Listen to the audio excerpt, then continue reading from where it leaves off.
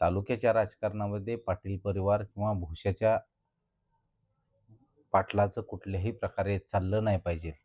त्यांना कुठंतरी डॉमिनेट केलं पाहिजे. अशा प्रकारची भावना या ठिकाणच्या प्रस्थापितांची झालेली आम्हाला जाणवलं. लोक या घराणेशाहीचा मुद्दा स्वीकारतील. नाही, लोकांची मानसिकता अशी आहे की विकासावर बोला. तुमच्याकडे सत्ता होती, तुम्ही ह्याच्यामध्ये मग इतक्या दिवसामध्ये ते का साध्य करता आलं नाही? सर्व पाटील कुटुंब तुम्ही गेला. नेमका काय प्रसंग होता त्या कोरोना काळातला आणि त्या परिस्थितीतून कसं बाहेर निघालात? किती जरी केले, तर मी ठामपणानं सांगतो मला संपवणं शक्य नाही. ताकद त्यांची लोकं माझ्या पाठबळ देणार आहेत. त्यामुळं मला नक्की या जिल्हा परिषद गटामध्ये फायदा होणार आहे. त्याचबरोबर विठ्ठल परिवारातील देखील सर्व घटक माझ्याबरोबर आहेत. काय किंवा ज्यांच्याबरोबर तुम्ही 10-15 वर्ष तालुक्याच्या राजकारणाविरुद्ध म्हणून काम केलं, त्यांच्याबरोबर आता एकत्रित करत असताना काही घुसमट वगैरे वाटते अशी? राजकारणात कसंच असतं. इलेक्शन हे लाईटली कोणीही घ्यायचं नसतं. लाईटली इलेक्शन घ्यायचं काही कारण नाही. मी केलेलं जरी काम असलं, तर ते लोकांपर्यंत पोहोचवणं हे क्रमप्राप्त आहे आणि त्यासाठी हे इलेक्शन माझ्यासाठी कसंच आहे. पारंपरिक विरोधक हे दुसरे होते. त्यांना डावललं गेलं. म्हणजे माझा माणूस तिथं जाऊन त्यांचा नेता झाला आणि माझ्या माहितीनुसार जिल्हा परिषदची निवडणूक आहे. आपण जिल्हा परिषदच्या निवडणुकीच्या दृष्टिकोनातून खेळू. कारण मग बोलताना सांगितले अनेक अदृश्य शक्ती माझ्याबरोबर आहेत. बहिरमदादाची काय भूमिका असणार आहे भाजपमध्ये? माझ्याबरोबरच राहतील ते, की आज ₹2,000 दिले तर परत ही गडी 5 वर्ष सुद्धा माघारी वळून बघणार नाही. आणि निकृष्ट दर्जाचे रस्ते, बाकीच्या सगळ्या गोष्टी त्याच्यावर तुम्ही कुठल्याही पद्धतीनं आपण बोलू शकत नाही. भाभींची उमेदवारी देऊन कुठेतरी भावनिक राजकारण केलं जातं. कारण बापूंचा वारसा पुन्हा सांगणं. मग तुमच्या घरच्यांना उमेदवारी इथं का देता आली नाही? आणि बाबींचीच उमेदवारी का पुढे आणली गेली? बरोबर. दर्शको नमस्कार. परिवर्तनमध्ये आपल्या सर्वांचं स्वागत आहे. जिल्हा परिषद आणि पंचायत समितीच्या निवडणुकाचा बिगुल वाजला असताना आज अर्ज माघार घेत असताना बहुतांश पद्धतीनं निवडणुकीचं चित्र या ठिकाणी स्पष्ट झालंय. सोलापूर जिल्ह्याचं लक्ष लागून असलेल्या या भोसे गटामध्ये आपण सध्या आहोत. ज्या भोसे जिल्हा परिषद गटामधून प्रफुल्लता भाभी ज्या उमेदवारी या ठिकाणी आहे त्यांची आणि त्या संदर्भात आपण गणेशदादा पाटील यांच्याशी संवाद साधणार आहोत. ही जी उमेदवारी आहे ती उमेदवारी मिळवत असताना अनेक घडामोडी या भोसे गटामध्ये घडलेल्या आहेत. नेमकी काय घडामोडी घडल्या, पुढची राजकीय भूमिका काय असणार आहे आणि एकंदरीतच या भोसे जिल्हा परिषद गटामध्ये मतदारांना सामोरं जात असताना नेमकी गणेशदादांची भूमिका काय असणार आहे हे आपण जाणून घेऊ. दादा आपल्या परिवर्तनामध्ये स्वागत आहे. खरं तर पंचायत समिती आणि जिल्हा परिषदेच्या निवडणुकीच्या अनुषंगानं ज्या राष्ट्रवादीबरोबर तुम्ही 3 पिढ्यांचा सगळा तुमचा संपर्क होता, ऋणानुबंध होते. ती राष्ट्रवादी तुम्ही सोडून कमळ हाती घेतलत. ह्या सगळ्या पाठीमागच्या घडामोडी कशा घडल्या आणि काय भूमिका होती? या ठिकाणी जिल्हा परिषद आणि पंचायत समितीच्या निवडणुकीच्या अनुषंगाने जो राजकीय स्थित्यंतर आली आणि त्या राजकीय स्थित्यंतरामध्ये आम्हाला भाजपीय पक्षामध्ये प्रवेश करावा लागला. हे होत असताना आपल्याला कुठेतरी डावललं जातंय. तालुक्याच्या राजकारणामध्ये पाटील परिवार किंवा भुशाच्या पाटलाचं कुठल्याही प्रकारे चाललं नाही पाहिजे. त्यांना कुठेतरी डॉमिनेट केलं पाहिजे. अशा प्रकारची भावना या ठिकाणच्या प्रस्थापितांची झालेली आम्हाला जाणवलं. आणि त्याच कालावधीत पालकमंत्री महोदय जयभाऊ गोरे यांनी आमचा संपर्क साधला. तुम्हाला चांगल्या पद्धतीची वागणूक, त्याच पद्धतीनं जो निधी गेल्या 8-9 वर्षापासून इलेक्शनच झालेलं नाही. 4-4.5 वर्षापासूनचा कालखंड हा प्रशासकाचा होता आणि त्यात कुठेतरी निधीच्या बाबतीत संथ गतीनं जी प्रगती चालली होती, त्याला वेग देण्याची भूमिका त्यांनी पार पाडू अशा पद्धतीचं आम्हाला अभिवचन दिलं. आणि त्या दृष्टिकोनातून मी आमच्या जिल्हा परिषद गटामधील आमच्या विचाराशी जे संलग्न आहेत, त्या सगळ्यांबरोबर चर्चा केली आणि सगळ्यांचं मत असं आलं, की आपण सत्ताधाऱ्यांबरोबर जाऊ. जेणेकरून आज देशात सरकार भाजपचं आहे, राज्यात सरकार भाजपचं आहे आणि जिल्हा परिषद आणि पंचायत समितीला अनुषंगून ग्रामविकास मंत्री जे आपले पालकमंत्री आहेत, ते देखील भाजपचे आहेत. जे ग्रामीण भागात निधीची उपलब्धता करून देणार आहेत, निधीचा पुरवठा करणार आहेत. डी-पी-डी-सी मार्फत असेल, जिल्हा परिषद मार्फत असेल किंवा पंचायत समिती मार्फत असेल. तो पुरवठा करणारा मालकच जर आपल्याला म्हणत असेल, की आम्ही पाहिजेल ती निधी तुम्हाला उपलब्ध करून द्यायला तयार आहे. तर त्यावेळेस आमच्या लोकांचं म्हणणं असं आलं, की आपण भारतीय जनता पार्टीमध्ये प्रवेश करू. आपल्या प्रगतीचा वेग वाढेल आणि आपल्याला ज्या पद्धतीनं मदत व्हायला पाहिजे, तशा पद्धतीची मदत आपल्याला भेटेल. आणि त्या सगळ्यांची भावना एकत्र केल्यानंतर आम्ही विचार केला आणि भारतीय जनता पार्टीमध्ये प्रवेश केला.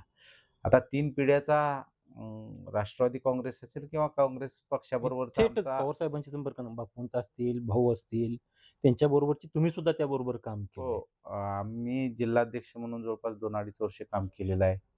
संपर्क होता, परंतु या ठिकाणी आपल्या लोकांची जनभावना पण जाणणं तेवढंच महत्त्वाचं होतं. आणि आपण जर टिकलो तरच पुढं आपण जाऊ शकतो. किंवा या ठिकाणी राजकारणातनं तुम्हाला जर बायपासच करायचं जर समोरच्याने ठरवले असेल, तर त्याला बायपास करण्याच्या दृष्टिकोनातून आपण देखील कुठेतरी वाटचाल केली पाहिजे किंवा पावलं उचलली पाहिजेत. आणि त्या दृष्टिकोनातून आम्ही पावलं उचलली. ही राजकीय गणितं बांधत असताना, बेरजेचं राजकारण करत असताना मी परिवाराला देखील एकसंघ ठेवण्याचा प्रयत्न केला आणि त्यात जवळपास मला यश आलेलं या ठिकाणी तुम्हाला येत्या 5 तारखेला बघायला मिळेल.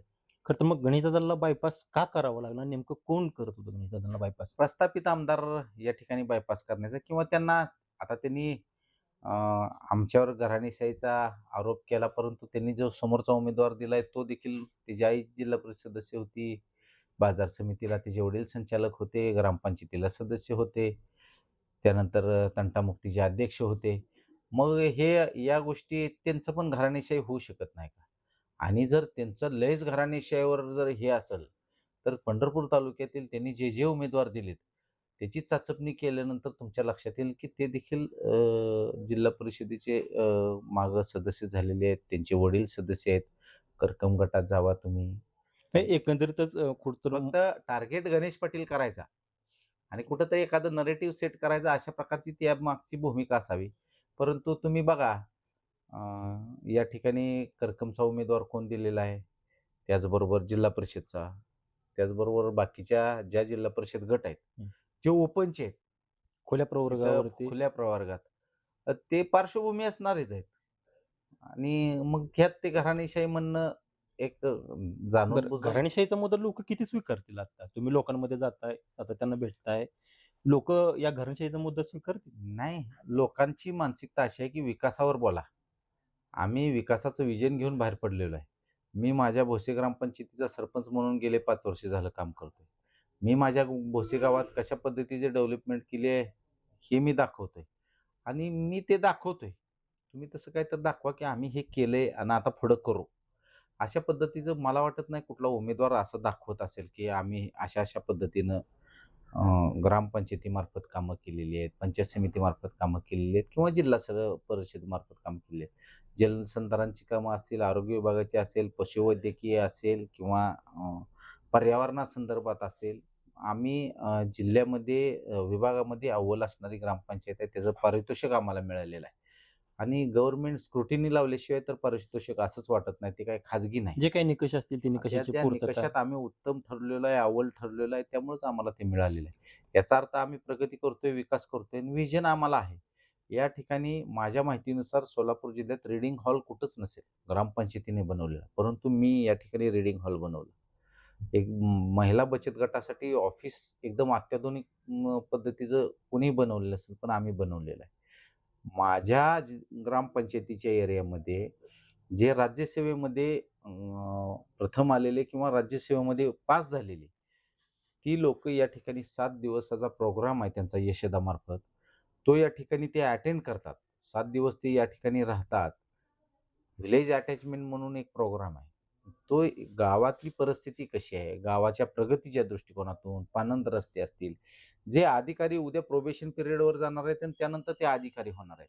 त्याच्यापूर्वी त्यांचं अटॅचमेंट व्हिलेजबरोबर असावं, हा प्रोग्राम एक यशदाचा असतो. आणि त्यामध्ये माझ्या गावाचं नाव होतं आणि या ठिकाणी तशा पद्धतीची सुविधा मी देऊ शकलो.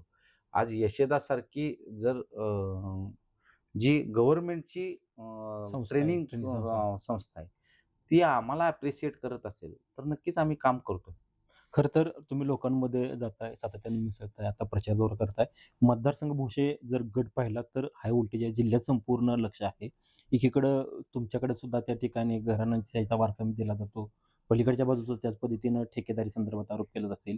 लोकांच्या जन्मभावनेकडे बघत असताना भोसे गटासह आणि 14 गाव आहेत त्या ठिकाणी. त्या 14 गावातल्या लोकभावनेचा प्रतिसाद काय आणि ह्या भोसे गटातल्या समस्या काय आहेत लोकांना? आता जिल्हा परिषद मार्फत गेले 4-4.5 वर्षाचा जो निधीचा संथ गतीनं जे येत होता, तो निधी आपल्याला चांगल्या पद्धतीने म्हणजे आता पाणंद रस्त्याचा प्रोग्राम आहे. तो पाणंद रस्त्याला आम्हाला आमच्या गावाला चांगल्या पद्धतीचा निधी आलेला आहे. ते काम करत असताना पण निधी येतो, काम मंजूर होतं, पण ते काम केल्यानंतर त्या कॉन्ट्रॅक्टरला ते त्या प्रमाणात पैसे लवकर उपलब्ध होत नाही म्हणून ते परत पुढं काम थांबतं. अशा प्रकारच्या भरपूर गोष्टी आहेत. आता माझ्या गावात प्राथमिक आरोग्य केंद्र मंजूर आहे. माझं एक एम आहे, की ते लगेच डी-पी-डी-सी मार्फत त्याला फंड उपलब्ध करून ते काम चालू करायचं. अशा पद्धतीचं विजन आहे. प्राथमिक आरोग्य केंद्रासाठी आमचे आजोबा आग्रही होते, वडील आग्रही होते. परंतु माझ्या मागच्या 5 वर्षाच्या कालावधीतच ते प्राथमिक आरोग्य केंद्र मंजूर झालं. ते मंजूर झाल्यानंतर ती जमीन कलेक्टरच्या नावावरून सी-ओच्या नावावर करावी लागते. हे देखील प्रोसेस आम्ही ती किचकट प्रोसेस आहे तसं बघायला गेलं तर. परंतु ती प्रोसेस देखील आम्ही पूर्ण केलेली आहे. आता येणारा निधी जो डी-पी-डी-सीची मीटिंग होईल, त्यात आम्हाला अलॉट होईल आणि एक चांगल्या पद्धतीचं प्राथमिक आरोग्य केंद्र या ठिकाणी होईल. आरोग्याच्या बाबतीत असेल, जिल्हा परिषदच्या शाळा एकदम सक्षम करायच्या. तिथली गुणवत्ता चांगल्या पद्धतीची असावी. कारण की जिल्हा परिषद हे बेस आहे. ग्रामीण व्यवस्थेचं आणि आमचा एकच उद्देश आहे, की माझी जिल्हा परिषद शाळा ही खाजगी शाळेंपेक्षा चांगल्या पद्धतीची टॉपची असावी. तशा पद्धतीने प्रायोगिक तत्त्वावर आम्ही ते काम पण केलेलं आहे आणि त्यात आम्हाला बऱ्यापैकी यश मिळालेलं दिसतंय आणि तशाच पद्धतीनं आता ज्यावेळेस जिल्हा परिषद शाळा बांधल्या गेल्या त्यावेळेस 40-40 वर्ष झाली. त्या आता डिसमेंटलिंगला आलेल्या आहेत. त्यासाठी प्रस्ताव दिलेले आहेत. नवीन शाळेचे प्रस्ताव आहेत. आम्ही या ठिकाणी पुणे जिल्ह्यामध्ये एक उत्कृष्ट पद्धतीची जिल्हा परिषद शाळा आहे, ती आम्ही आमचे सगळे ग्रामपंचायत सदस्य बघायला गेलो होतो. अभ्यास दौरा तुमचा त्या हां, ठिकाणी झाला हां. असेल. त्या पद्धतीनं त्या दृष्टिकोनातून आम्ही ते ते देखील आमचं मनात उद्दिष्ट आहे, की आपण तशा मग हे पद्धतीचं तुमच्याकडे सत्ता होती, तुम्ही ह्याच्यामध्ये मग इतक्या दिवसामध्ये ते का साध्य करता आलं नाही? हेच ना 4 वर्ष झालं तिथं प्रशासक आहे. आपण माझं डिसमेंटलिंगचं म्हणजे माझी शाळेचं इमारत ही कमकुवत आहे आणि कमकुवत माझी इमारत आहे. तिथं विद्यार्थी बसणं धोकादायक आहे. मग माझ्या विद्यार्थ्याचा पट जवळपास 4 वर्गाची आमची 6 वर्गाची मागणी आहे आणि एका वेळेस 6 वर्ग मंजूर होत नाहीत. मग एक वर्ग मंजूर होतो. त्यानंतर परत प्रश्न उपस्थित होतात आणि ते ज्या पद्धतीनं काम व्हायला पाहिजे त्या पद्धतीचं त्याचं काम होत नाही. ज्यावेळेस जिल्हा परिषदमध्ये जाऊ, तेव्हा आग्रही भूमिका घेऊन एका टाईमाला माझे 4 वर्ग जर झाले, तर ती इमारत देखील सुसज्ज आणि चांगल्या पद्धतीची विद्यार्थ्यांच्या उपयोग तत्वाची राहील. दुसरी गोष्ट हे माझ्या जिल्हा परिषद शाळेमध्ये जी इमारत आहे, ती 20 फूट पुढं बांधलेली आहे. मागं 20 फूट जागा विनाकारण वाया शिल्लक गेलेली आहे. राहील. आता जर एकच वर्ग खोली मंजूर केली आणि मी ती मागं बांधली, तर ती मिसमॅच झाल्यासारखं होईल. आपल्याला करत असताना काम ॲक्युरेट करायचं आहे आणि चांगल्या पद्धतीचं झालं पाहिजे. ही भावना ठेवून आम्ही त्या सीओंकडे पाठपुरावा करतोय. परंतु ज्यावेळेस जिल्हा परिषद सदस्यच नसतो, त्यावेळेस कुठेतरी अंकुश नसतो. प्रशासकीय अधिकारी असते, त्यांना तिथली ग्राउंडचं माहिती नसते.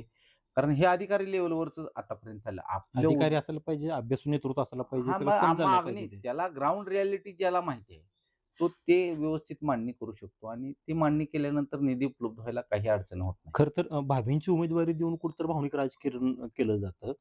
कारण बापूंचा वारसा पुन्हा सांगणं. मग तुमच्या घरच्यांना उमेदवारी इथं का देता आली नाही? आणि बाबीचीच उमेदवारी का पुढे आणली गेली? हां, हा प्रश्न एकदम चांगला आहे. परंतु मागणी पाहिजे ना. आणि दुसरी गोष्ट माझी आई पूर्वी जिल्हा परिषद सदस्य होती, पंचायत समिती सदस्य होती. तिनं तिथं काम केलेलं आहे. त्या गोष्टीचा तिला अनुभव आहे आणि त्यामुळं त्या अनुभवाचा फायदा माझ्या गावाला, माझ्या जिल्हा परिषद गटाला होईल. अशा प्रकारची लोकभावना आमच्यातील लोकांना होती. उमेदवारी इच्छुक नसल्यावर बळजबरीनं उभा कसं करणार तुम्ही? म्हणजे लोकभावनाच त्या पद्धतीने हां. होती. खरं तर इथं भोसे गावामध्ये कोणाला जरी विचारलं, साधे प्रश्न विचारले, काय वातावरण इथलं, तर एकमुखी लोक बऱ्यापैकी म्हणतात की गणेशदादांचा आहे. जो 3 पिढ्यांचा इथल्या लोकांशी कनेक्टिव्हिटी आहे, हे कसं सगळं जुळून आलं लोकांबरोबर कनेक्टिव्हिटी? हे आणि नेमकी काय कनेक्टिव्हिटी आहे? कारण हे लोकांना नुसतं काही पद असून काही उपयोग नाही. हे परंपरागत चालत आलेलं आहे. तुम्ही लोकात जितकं जास्तीत जास्त मिसळाल, त्यावेळेसच लोकं तुम्हाला म्हणजे तुम्ही सुखा-दुःखात असलं पाहिजे. काय लोकांच्या अपेक्षा जास्तीच्या नाहीत. फक्त तुम्ही त्यांना ज्या काही अडचणी आहेत, माझ्या गावामध्ये बऱ्यापैकी तंटे हे हितच मिटवले जी परंपरा आहे, ती तशीच अव्याहत चालवून ठेवण्याचा प्रयत्न आम्ही या ठिकाणी केलेला आहे आणि बऱ्यापैकी त्यात आम्हाला यश मिळालेलं आहे. आणि मग आमचा त्यामुळं लोकांचा रोजचा कनेक्ट असतो. लोकांची सुख-दुःख असतील किंवा लोकांचे त्यांचं काय चाललंय, त्यांच्या परिवारात काय चाललंय, त्यांच्या मुलांचं काय चाललंय, ह्या गोष्टीची कनेक्टिव्हिटी आमची ऑलरेडी दृढ झालेली आहे आणि त्यामुळं लोकांनी ते एक्सेप्ट केलेलं आहे. काही-काही वेळेस नाराज होतात. मग काही 6 महिन्यानं परत ते नीट होतात. परत ते आपल्या प्रवाहात येतात.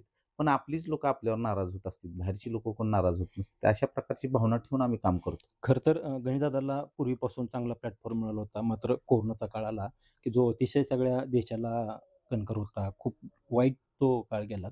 तुम्ही सर्व पाटील कुटुंब तिथून गेला. नेमका काय प्रसंग होता त्या कोरोना काळातला आणि त्या परिस्थितीतून कसं बाहेर निघालात तुम्ही सगळेजण?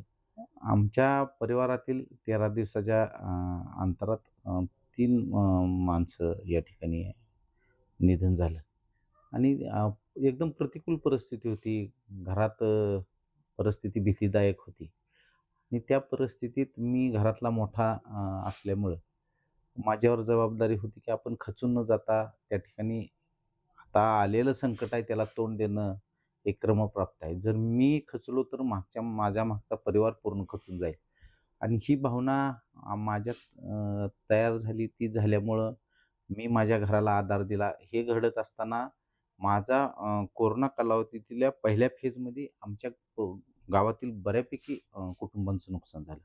परंतु ज्यावेळेस दुसरा फेज झाला, त्यावेळेस एकदम कॉन्फिडन्सनी सांगतो, की माझ्या गावातली एक सिंगल डेथसुद्धा मी या ठिकाणी होऊ दिली नाही. आम्हाला त्या गोष्टीचा अनुभव आलेला होता. स्कोर महत्त्वाचा नाही, तर ते सी-आर-पी लेव्हल जे ब्लड आपण टेस्ट करतो, त्या गोष्टीचं बऱ्यापैकी आम्हाला ही गोष्ट झालेली लक्षात आलेली होती. इंजेक्शनची उपलब्धता असेल किंवा आधार देणं महत्त्वाचं असेल, गैरसमज किती होते, ह्या गोष्टी आम्ही पहिल्या फेजमध्ये बघितलेल्या होत्या.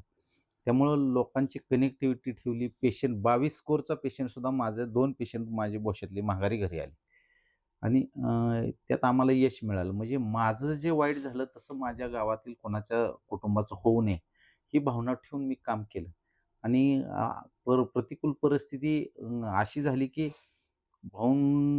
बापूंच्या 50 वयापर्यंत भाऊ होते. परंतु माझ्या वयाच्या 32व्या वर्षीच माझं वडिलांचं चित्र हरवलं. मग बापूंना निर्णय ज्यावेळेस घ्यायचे होते त्यावेळेस आधार द्यायला भाऊ होते किंवा काय चुकलं तर सांगायला भाऊ होते. तशी परिस्थिती माझ्यावर नव्हती. मग आपण निर्णय घेत असताना भाऊंबरोबर, बापूंबरोबर जे लोकांनी काम केलेलं आहे, त्या लोकांना विश्वासात घेतलं. त्यांनी मला मार्गदर्शन केले, की "तू अशा पद्धतीनं या प्रश्नाला तोंड दे." आणि आपसुकच लोकं जवळ येत गेली. लोकांनी सांगितलं गेलं, "नाही, आपण त्या पावलावर पाऊल ठेवून मी वाटचाल केली." म्हणून मी या ठिकाणी तालुक्याच्या देखील राजकारणात टिकून राहिलो आणि ग्रामीण भागातील राजकारणात टिकून राहिलो. नाहीतर अशी परिस्थिती होती, की तुम्हाला कधी एकदा या तालुक्याच्या राजकारणातून किंवा राजकीय संपूर्ण. पटलावरून संपवण्याचा प्रयत्न केला जात होता. परंतु माझं नशीब बलवत्तर, माझ्या मागची माणसं बलवत्तर होती, ताकदवर होती. तू संपू देणार नाही अशा प्रकारचा ठाम विश्वास त्यांचा होता आणि त्यांनी माझ्या मागं ठामपणानं राहिले. त्यामुळं मी टिकून आहे आणि पुढे देखील हे काहीही किती जरी केले, तर मी ठामपणानं सांगतो मला संपवणं शक्य नाही. कारण ह्या सगळ्या पाठीमागे लोकांशी कनेक्टिव्हिटी तुमची असेल. ह्या मधल्याच पिरियडमध्ये तालुक्याच्या राजकारणामध्ये अनेक घडामोडी झाल्या. विधानसभेची निवडणुकीतली झाली असेल किंवा विठ्ठल कारखान्याची या ठिकाणी निवडणूक झाली असेल. या निवडणुकीच्या अनुभवाविषयी काय सांगाल खरं तर? चांगले अनुभव आले. आपण कुठं कमी पडतो, आपण कुठं कनेक्ट वाढवला पाहिजे, आपल्या लोकांच्या अपेक्षा काय आहेत आपल्याकडून, आपण कशा पद्धतीनं त्यांच्या अपेक्षा पूर्ण केल्या पाहिजेत. ह्या गोष्टी लक्षात आल्या आणि त्या दृष्टिकोनातून आम्ही वाटचाल करायला लागलो. आता बऱ्यापैकी असं सांगितलं जातं, की आमदारकीच्या वेळेस या गावाला लीड आहे. 500 मताचं 500 लीड आहे मताचं तिथं. लीड आहे. परंतु त्याच्यापूर्वीच 2 महिन्यापूर्वी ज्यावेळेस लोकसभा झाली, त्यावेळेस जवळपास 2000च्या पुढं लीड या गावानं दिलेला आहे. आणि त्यावेळेस हे जे आमदार आता होते ते बी-जे-पीत होते.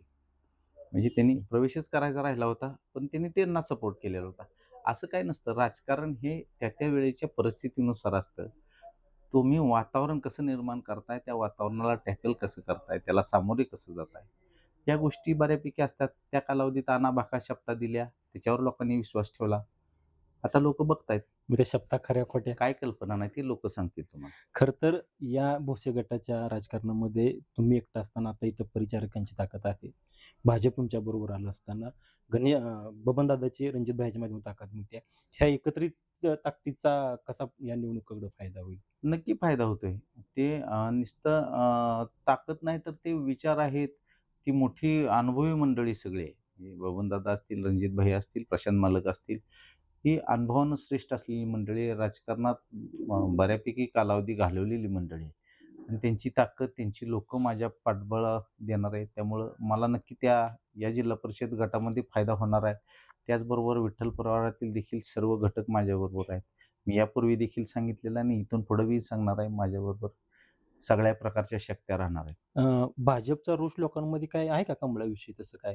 किंवा ज्यांच्याबरोबर तुम्ही 10-15 वर्ष तालुक्याच्या राजकारणाविरुद्ध म्हणून काम केलं, त्यांच्याबरोबर आता एकत्रित करत असताना काही घुसमट वगैरे वाटते अशी? नाही रोष म्हणायच्या आधी बऱ्यापैकी योजनांचं माहिती मी लोकांपर्यंत पोहोचवण्याचा प्रयत्न करतो. मतमतांतर असतात. रोष म्हणता येणार नाही. मतमतांतर असतात. पण तो मतमतांतर आपण माणूस म्हणून समोर गेल्यानंतर ते दुरुस्त होतात. आणि तशा पद्धतीनं मी लोकांमध्ये जातोय, लोकांना सांगतोय. मग आपण सांगितल्यानंतर लोकांच्या लक्षात येते, की दोन्ही दोन्ही दुसरी बाजू नाण्याची ऐकल्यानंतर घेतलेला निर्णय योग्य आहे. आम्ही तुमच्या बरोबर आहोत. अशा प्रकारच्या भावना लोकं व्यक्त करतात. ह्याच्यामुळे थोडा कस लागेल पण. हां, नक्की. राजकारणात कसंच असतं. इलेक्शन हे लाईटली कोणीही घ्यायचं नसतं.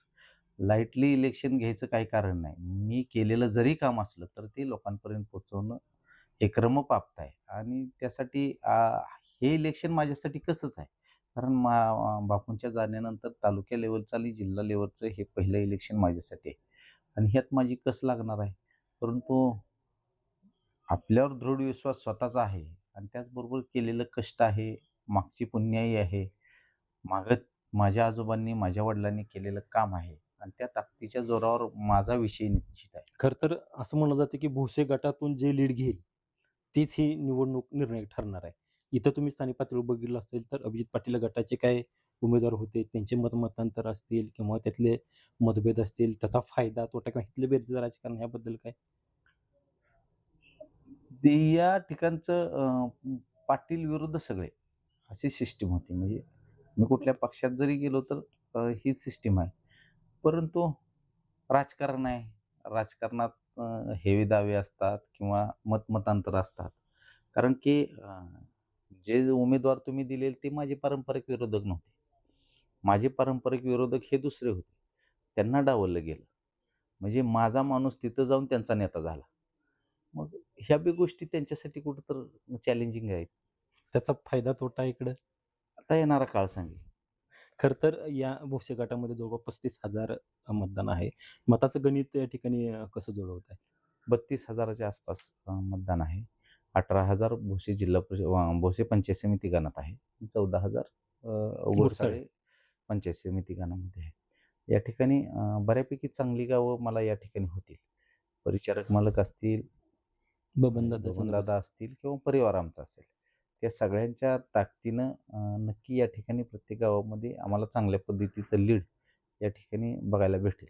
खरं तर तुम्ही निवडणुकीला सामोरं जात असताना कुठेतरी त्या कृषी साखर कारखान्याचा सुद्धा या ठिकाणी मुद्दा उपस्थित होतोय. तिथले थकीत बिल असतील. मग हाही सुद्धा मुद्दा पुढे येईल, की बाबा ह्यांनी थकीत बिल ठेवली किंवा पुढचे आमदार सांगतील, की बाबा आम्ही कारखाना कसा चांगल्या पद्धतीने चालवतोय. ह्या सगळ्या मुद्द्याकडे कशा पद्धतीनं बघताय मग?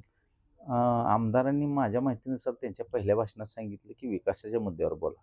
हं. हे इलेक्शन कृषीराज शुगरचं नाही किंवा कारखान्याचं नाही. मी देखील मुद्दा कारखान्याचा कुठं काढला? त्यांनी काढला तर मुद्दा आहेच की.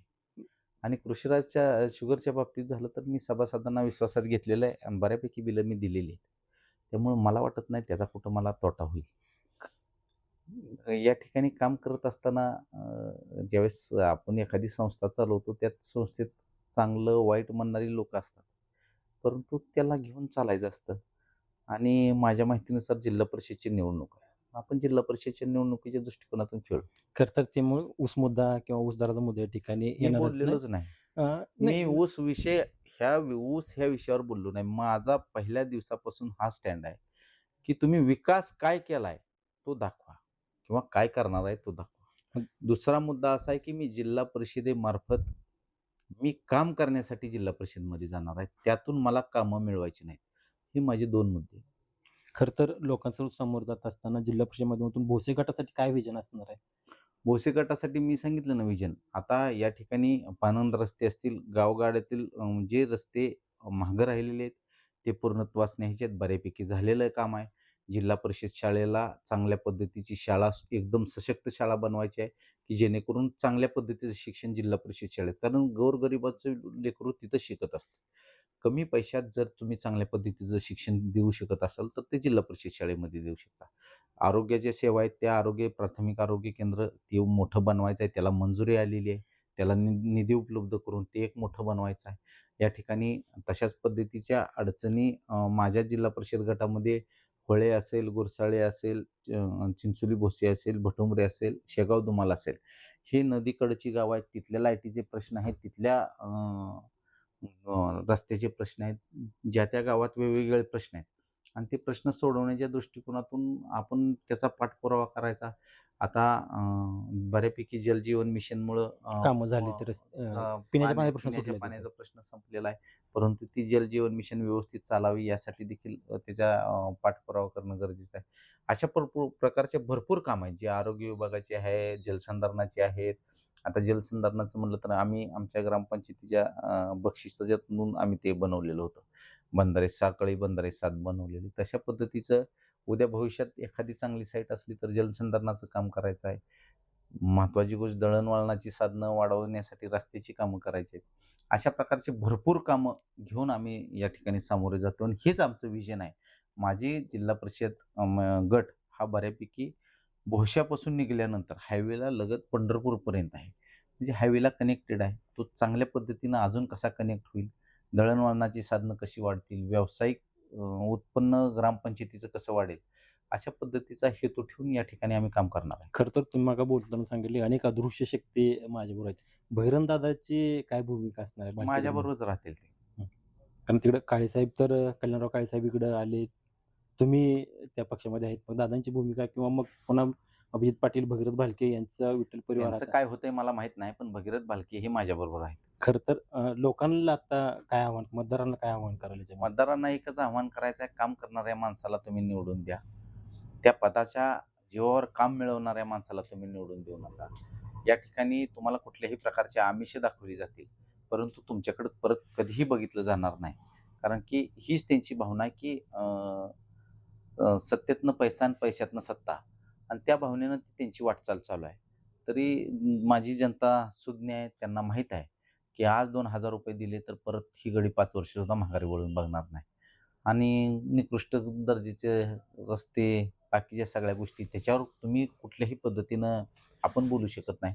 माझ्या माहितीनुसार काल मी कुठं तर मला बघण्यात आलं दिलीप सोपल साहेबांची बाईट होती.